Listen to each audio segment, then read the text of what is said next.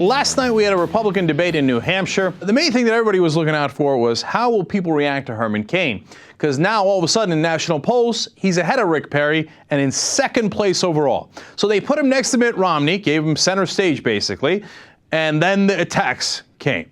The most interesting one, as usual, came from Michele Bachmann. The 999 plan isn't a jobs plan, it is a tax plan.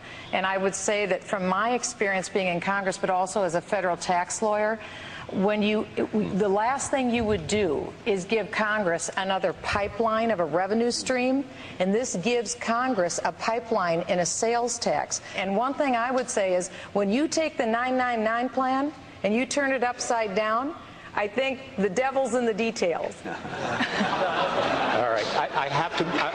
You got to let me respond. We've given you several chances to respond. I'll come back.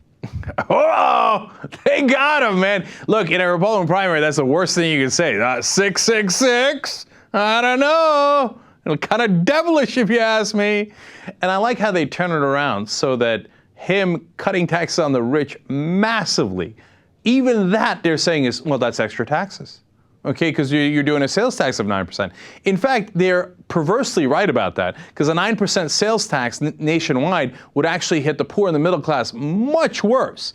But of course, that's not what the Republican leaders are saying. They're saying, any taxes is terrible, even this isn't low enough. Look, Rick Santorum will make the point. Let's go to him next. I want to go to a trade war. I want to beat China. I want to go to war with China and make America the most attractive place in the world to do business. And we need to do that with the agenda that I outlined, which, unlike Herman's plan, which could not pass, because how many people here are for a sales tax in New Hampshire?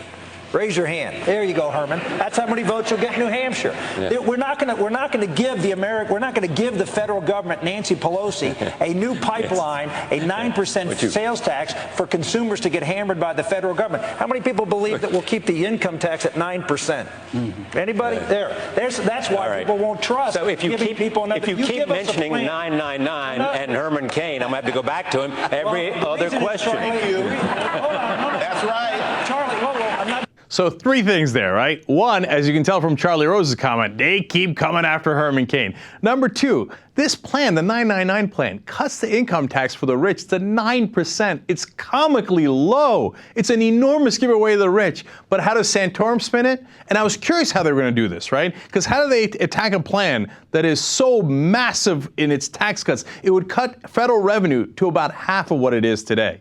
It's insanity, right? But the Republicans can't say that. Instead, what they turn around and go, you're helping Nancy Pelosi by raising the sales tax.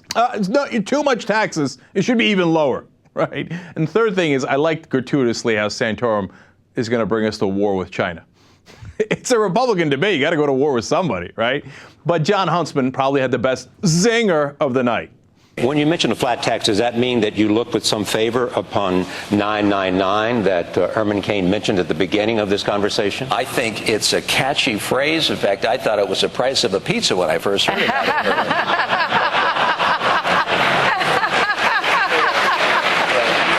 Price of a pizza. It's a good line, and my favorite was Michele Bachmann's laughter there.